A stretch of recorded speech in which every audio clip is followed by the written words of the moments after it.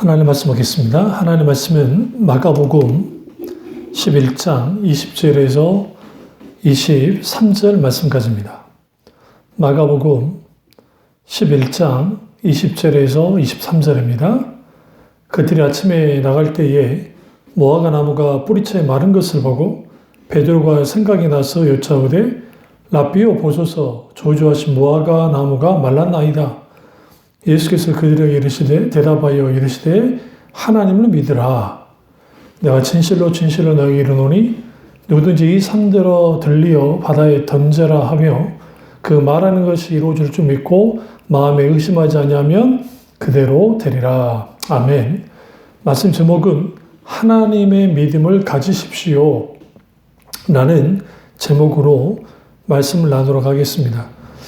하나님의 믿음을 가지십시오 라는 제목으로 말씀을 나누도록 하겠습니다. 이 말씀의 배경을 우리가 좀 먼저 살핀 다음에 우리가 하나님의 믿음을 갖는다는 것이 어떤 것인지를 우리가 나누도록 하겠습니다. 예수님이 베다니에서 이제 나와서 예루살렘 방향으로 이제 걸어가시다가 그 무화과 나무를 보게 됩니다. 마침 예수님이 시장하셔서 이제 무화과 멀리서 잎사귀가 풍성한 무화과 나무를 보시고 그 나무에 이제 열매가 있을까 하고 이제 가까이 다가갔는데 잎사귀 외에 아무것도 없는 것을 보셨습니다. 이를 성경 기자는 마가 요한은 이것을 이때 무화과 때가 아닙니다 라고 이제 미리 말하고 있고요. 성경에서. 그러자 예수님이 나무에게 말씀하시되 이제부터 영원토록 사람이 내게서 열매를 따먹지 못하리라 하시는 것을 제자들이 듣게 됩니다. 그리고 이제 예수님이 예루살렘에 들어가시는데 베다니에서 예루살렘까지는 그렇게 먼 거리가 아니기 때문에 아주 가까운 거리이기 때문에 금방 들어가셔서 이제 성전 청결을 하시고 그리고 이제 아침에 나오셔서 그 길을 또 다시 이제 걸어오시면서 오실 때에 제자들이 딱 보니까 저주하신 무화과가 이제 말랐다라고 이제 말하고 있는 겁니다. 이 상황에서 우리가 좀 오해하지 말아야 할 것은 예수님 너무하시다. 무화과 나무 열매가 없다고 그렇다고 해서 저주하실 것까지 있나 라고 할 수 있지만 이것은 예수님의 의도적인 행동이었습니다. 단순히 예수님이 무화과를 먹지 못해서 배가 고파서 화가 나서 그러신 건 아니고 이것은 이스라엘 백성들의 상태, 그러니까 전 이스라엘 백성들 혹은 예루살렘에 있는 수많은 종교 지도자들과 하나님을 잘 믿고 있다고 하는 사람들, 그들은 겉으로 보기에는 무화과 나무처럼 잎사귀가 무성할지 모르지만 열매 없는 그들과 같았기 때문에 예수님의 의도적으로 경고하는 기적을 행하셨던 겁니다. 그래서 무화과가 더 이상 열매를 맺지 못하는 죽어 말라 죽게 됐다는 겁니다. 우리 여기서 뭘 할 수 있냐면 때가 이르지 않았다라는 거, 여름에 주로 무화과가 있는데 그거보다 좀 더 빨리 예수님이 가셨기 때문에 그 무화과 나무를 딱 보시고 분명히 무화과 나무가 열매를 맺을 때는 아니지만 이미 잎사귀가 무성했고 그렇다면 잎사귀가 무성하다는 것은 무화과가 당연히 열려야 됩니다. 왜 그러냐면 무화과는 다른 열매와 달리, 그러니까 다른 과실 나무들과 달리 열매가 먼저 달리고 그 다음에 이제 잎사귀가 이제 풍성하게 자랍니다. 그렇기 때문에 이 무화과는 잎사귀만 그렇게 푸릇푸릇하다는 것은 결국은 열매 없는 무화과라는 사실입니다. 그러니까 그것이 아직 때가 이르지 않았다 할지라도, 때가 됐다 할지라도 열매 맺지 못하는 무화과 나무, 결국 그것은 하나님 앞에 아무 쓸모없다는 겁니다. 이것은 단순히 결과를 의미하는 것이 아니라 우리가 진정으로 하나님을 믿는다고 한다면, 그리스도를 믿고 있다고 한다면, 잘 믿는다고 한다면 우리는 반드시 열매를 맺어야 됩니다. 예수님은 매번 강조하기를 그 열매로 그 사람은 안다라고 말씀하셨습니다.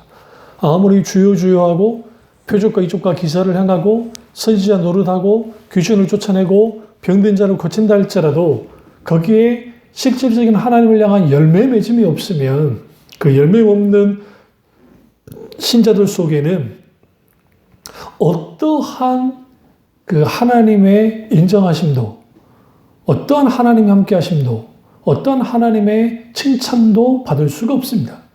그래서 우리는 내가 정말 믿음 있는 사람이냐 아닌지를 볼 필요가 있고, 예수님은 이 문제를 뭘로 끌고 나가시냐면 하나님을 믿으라라고 주님 말씀하셨습니다.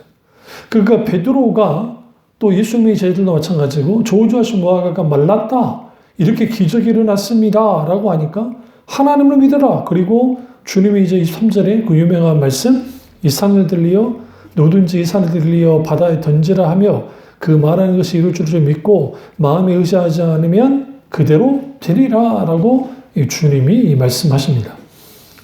그럼 이건 단순히 이거는 이적과 기적을 향한 말이냐, 우리가 하나님을 믿음을 통해서 우리가 기도하고 우리가 믿음으로 앞서 나아가면 어떤 기적도 일으킬 수 있다고 하는 그런 말씀이냐? 전혀 그런 말씀이 아닙니다.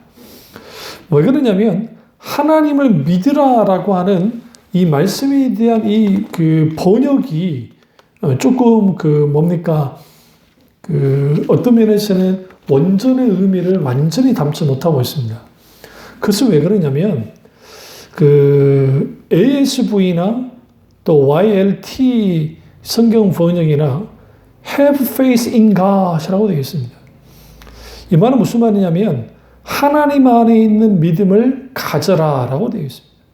그 영어 성경 모두가 하나님의 믿음을 가져라 되어 있습니다. NIV 성경이든 어떤 성경이든. 그러니까 이것은 뭐냐면 하나님이 소유하고 있는 바로 그 하나님의 그 믿음을 가져라는 뜻이에요.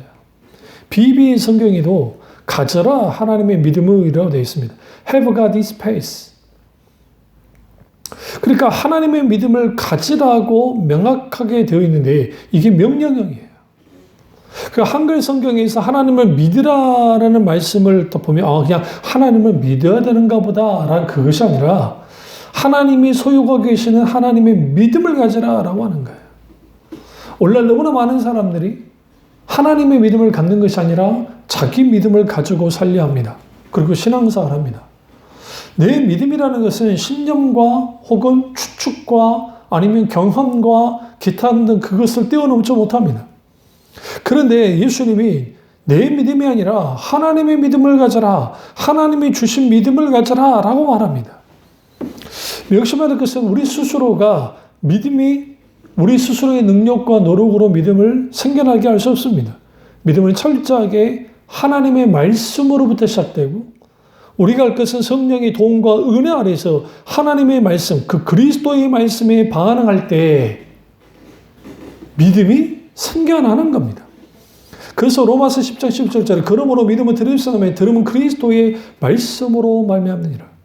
말씀에 근거하지 않는 믿음은 자기 신념, 종교적인 어떤 경험, 철학, 적극적인 사고방식, 그러한 믿음이에요. 그러한 신념체계의 믿음이에요.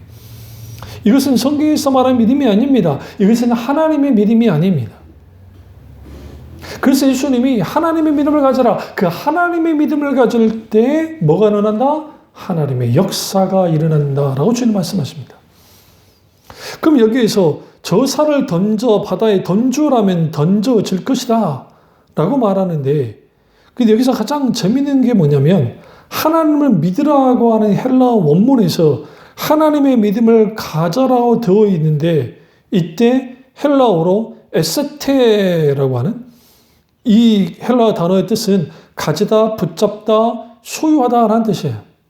다시 말하면 하나님의 믿음을 붙잡아라, 하나님의 믿음을 가져라, 하나님의 믿음을 소유해라. 그러면 뭐가 일어날 것이다? 저 산들을 저 바다에 던지면 던져질 것이다 라고 말하고 있습니다.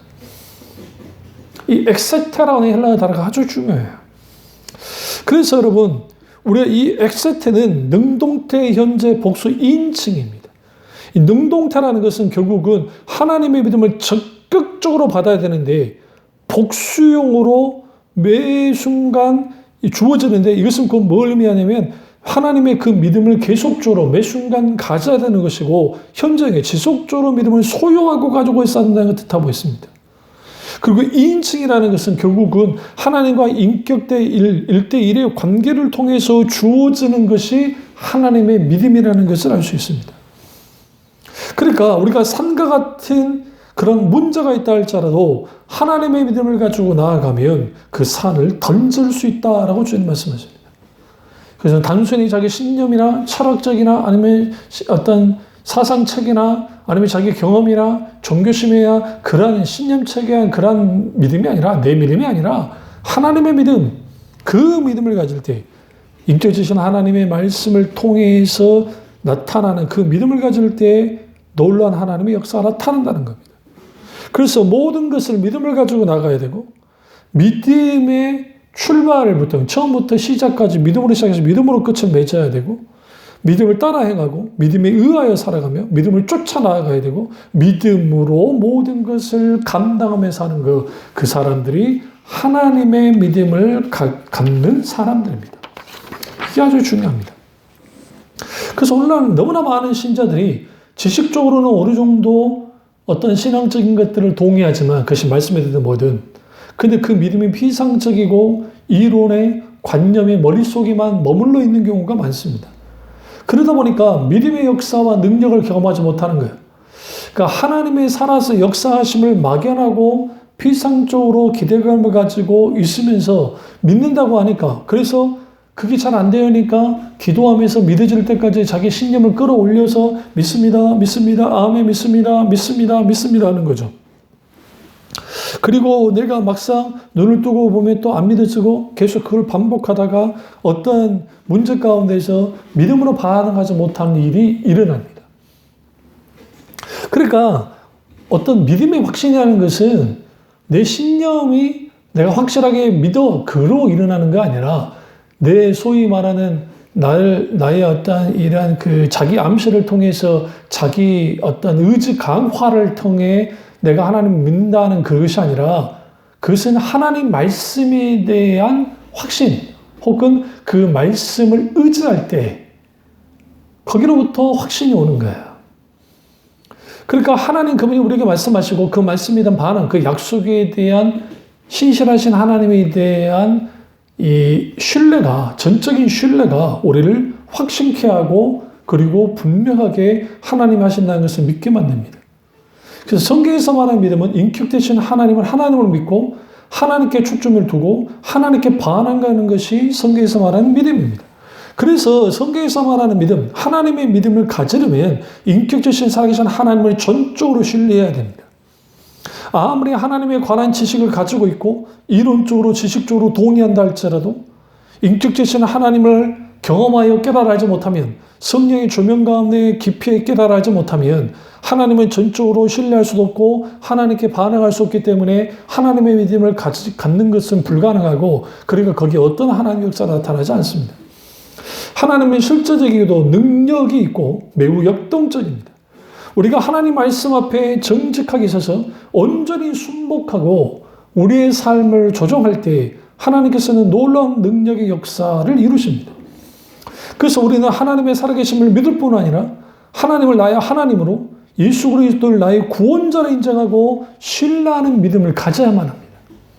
그 믿음이 어디로부터 주어지느냐? 인격체이신 하나님과의 관계 속에서 하나님의 말씀을 통해서 주어집니다. 그래서 참 믿음은 모든 소망과 신뢰를 인격체신 하나님께 둡니다. 자신의 주관적인 감정이나 생각은 믿음이 아닙니다. 믿음에서 그렇기 때문에 믿음에서 가장 중요한 것은 내가 하나님을 믿는다는 게 중요한 게 아니라 믿음의 대상이신 하나님을 아느냐 알지 못하느냐가 중요해요. 믿음의 대상이신 하나님이 중요해요. 히브리서 11장 6절에 믿음이 없이는 기쁘시게 못하나니 하나님께 나아가는 자는 반드시 그가 계신 곳과 그가 자기를 찾는 자들에게 상 주는 이심을 믿어야 할지니라 라고 말씀하고 있습니다. 그렇습니다. 우리는 하나님 그분에게 나아갈 때 그 하나님이 살아서 역사하신 하나님으로 계신다는 사실을 믿어야 됩니다. 그리고 그 대상이신 하나님이 결국은 우리에게 어떻게 해요? 상 주시는 이신, 상을 주시는 이시라는 거예요. 그래서 우리가 하나님을 분명히 할 때 올바른 믿음을 갖게 되고 하나님을 깊이 사랑하고 알 수가 있습니다. 오늘날 너무나 많은 사람들이 자칫 잘못하면 냉랭하다 못해 싸늘한 믿음을 갖는 사람이 있고 어떤 사람은 맹신적이고 광신적인 믿음으로 갖고 사는 사람들이 있습니다. 맹신과 광신의 특징들은 뭐냐면 대다수가 그 맹신과 광신은 자기들의 경험과 현상을 추구하기 때문에 그렇습니다. 제가 늘 말씀드렸지만 기도와 믿음이라는 제가 설교를 할 때 말씀드렸습니다만은 기적이 믿음을 가져다 주지 않습니다. 만약에 기적이 믿음을 가져다 준다고 한다면 예수님의 수많은 기적을 맛봤던 사람들은 그들은 다 믿음의 사람들이 되었을 겁니다. 되어야 됐을 겁니다.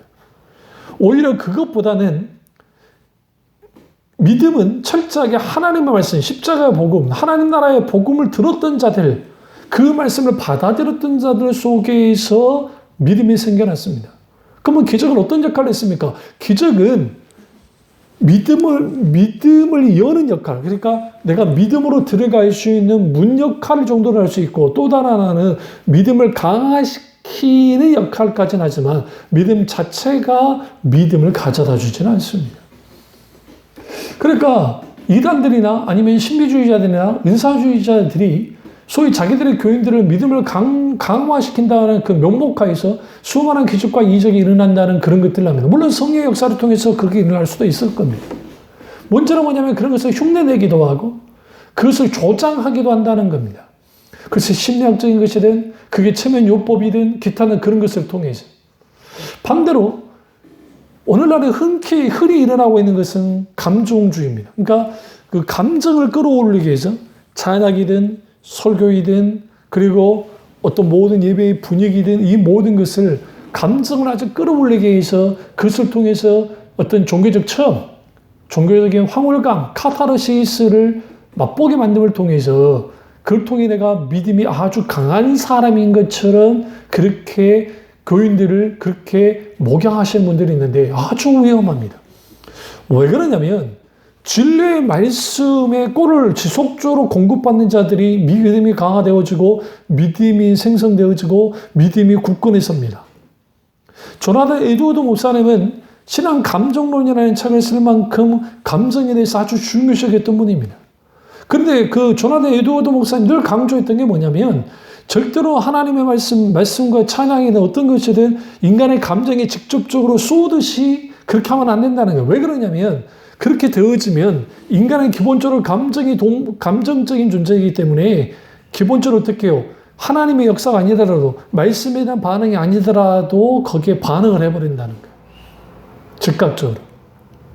그러니까 쉽게 아주 가볍게 그런 반응들이 일어남을 통해서 사람들이 거기에서 열광하고 그러니까 이게 성령의 역사인지 인간이 조장한 감정인지 아니면 분위기에 의한 것인지 성령에 의한 것인지를 이게 애매모호하게 되는 거예요. 그러니까 조나단 에드워드 목사님이 제1차 대각성과 제2차 대각성이 일어날 때에 특별히 그런 대각성 운동이 일어날 때에 이 사람들이 정말 성령에 의한 것인지 아니면 분위기에 의한 것인지 아니면 원수 사탄에 의한 것인지 아니면 자기 감정에 의한 것인지에 대해서 계속 분별했습니다. 그래서 거짓 어떤 하나님의 역사에 대한 분별에 관련된 책도 쓰시면서 아주 경계하셨던 것처럼 오늘날에 많은 경우에 어떤 감정을 끌어올리고 그래서 울기도 하고 그리고 막 웃기기도 하고 그리고 막 사람들을 또 그냥 기쁘게도 만들었다가 또 막 굉장히 막 가슴을 치게 만들었다고 하는 일들이 있습니다. 그것은 무조건 나쁘다거나 할 수 없을지는 모릅니다. 그러나 사실상 그렇게 해버리면 무슨 일이 벌어지냐면 한 사람의 어떤 어마어마한 입담에 의해서 그 개인의 소위 세상 말로 하면 카리스마에 의해서 그런 것들이 되어졌을 때 그 꼴을 먹고 자라는 양들은 결코 뭐 할 수 없어요. 진리의 말씀의 자양분을 받아들일 수가 없습니다. 하나님의 말씀은 반드시 지성에 인간의 지성과 감성과 의지가 있다고 한다면 전인격적으로 그 지성의 말씀이 들어가야 되고 그 지성의 말씀이 들어갈 때 그 성령의 조명함 속에서 우리가 정말 이 총명이 실질적으로 성령이 놀라운 깨닫게 하신 놀라운 은혜 가운데 깨어나기 시작할 때 그 속에서 깨달음이 있고 가슴을 치기도 하고 그 말씀을 받아들이면서 그것이 내 감정 속에 들어가서 그 말씀이 내게 든든히 서게 하고 내 말씀을 열정적이 되고 뜨겁게 만들고 하는 일들이 벌어지고 그 의지적으로 그 말씀을 지켜 나가게 하는 것까지 나아가는 것. 그것은 결국은 성령의 말씀을 기반으로 한 성령의 조명하심의 역사 속에서 이 일들이 일어나는 겁니다. 때문에 우리는 반드시 뭘 경계해야 되냐면, 싸늘한, 너무 냉랭하다고 할 만큼의 신앙도 경계해야 되지만, 맹신에서 그 맹신이 더 자라나면 광신까지 가는데, 그 광신까지 이어지는 일련의 이 과정을 우리는 깊이 봐야 돼요. 광야 이스라엘 백성들이 수많은 기적을 경험했습니다. 그러나 그들은 믿음의 사람이 되지 못했습니다. 그러니까 이것은 뭘 의미하냐면, 하나님의 초자연적 역사를 경험한다고 해서 사람들이 믿음을 받아들이는 게 아닙니다. 그러니까 예수님이 타락한 세대가 기적을, 표적을 요구한다잖아요. 그러니까 예수님이 보실 표적이 뭐예요? 요나의 표적밖에 없다 했는데, 그 요나의 표적은 물고기 뱃속에 들어가서 거기에서 그 표적을, 살아난 그 표적을 말하는 것이 아니라, 정말 니느웨에서 요나가 성의 없이 말씀을 선포합니다. 상할기로 돌아다니면 하는데 하루로 그냥 끝내버립니다. 그런데 그 말씀을 듣고 회개하고 돌이켰던 니느웨 사람들, 다시 말하면 말씀 선포의 표적에 대해서 예수님이 말씀하고 계세요. 그 표적만을 내가 너희에게 뭐하다? 내가 줄 수 있다라는 겁니다. 그렇습니다. 하나님의 믿음을 갖는 사람들은 하나님의 말씀에 표적을 갖는 사람들이고, 그 말씀에 강하게 붙들리는 사람들 속에서 실질적으로 하나님의 믿음을 갖게 되었습니다. 그래서 소위 긍정적인 사고와 낙관주의적인 그것은 신념이지 믿음이 아닙니다. 그래서 우리가 철저하게 하나님의 믿음을 가지려면 우리는 철저하게 하나님의 말씀을 우리가 온전히 받아들이고 그 말씀에 깊이 받아 누려야 됩니다. 그리고 그 말씀 가운데 인격되신 하나님을 만나게 될 때, 성령의 조명 가운데 그 하나님을 깊이 깨닫게 될 때, 나와 너라고 하는 하나님과의 관계 속에서 주어지는 그 인칭으로 주어지는 하나님의 그 선물로 주시는 하나님의 믿음을 갖게 될 때, 그 믿음을 갖는 자들 속에 놀라우신 하나님의 역사가 나타나고 있습니다. 그래서 여기에서 참 재밌는 게 있는데요. 하나님과 일대는 관계에서 하나님을 만날 때 하나님의 믿음이 주어집니다. 하나님의 믿음을 소유할 수 있습니다. 우리 앞에 있는 모든 문제와 난관을 하나님을 믿음으로 처리해야 됩니다. 그런데 말씀에서 믿음을 명사, 목적격으로 또 믿음의 명사형인 어떤 피스티스가 아니라 목적격인 피스틴으로 오늘 본문에 쓰여 있습니다. 그러니까 이게 뭐냐면 하나님의 믿음을 가지라 할 때 이 원어에서 믿음이 목적격으로 쓰여 있다는 것은 어떤 의미를 갖고 있냐면, 그러니까 이거죠. 목적격으로 쓰인 믿음이 하나님의 믿음이라는 거예요. 다시 말하면 하나님께로부터 주어지는 믿음을 갖는 사람들, 그들이 하나님의 믿음을 소유하고 있는 사람들이라는 겁니다. 그래서 여기서 강조되는 게 믿음이 강조되는데, 근데 그 믿음은 하나님이 주신 믿음, 하나님 그분의 믿음, 그 믿음을 갖는 것을 말합니다. 그래서 재밌는 게 이 하나님의 신명칭이 데우스인데 이 명사인 데우스가 데오우라고 하는 소유격으로 되어 있습니다. 그러니까 목적격으로 믿음이 쓰여 있고 하나님의 신명칭은 데오우에서 소유격으로 되어 있습니다. 이건 뭘 의미하냐면 뭐가 더 강조되고 있어요. 지금 믿음이에요.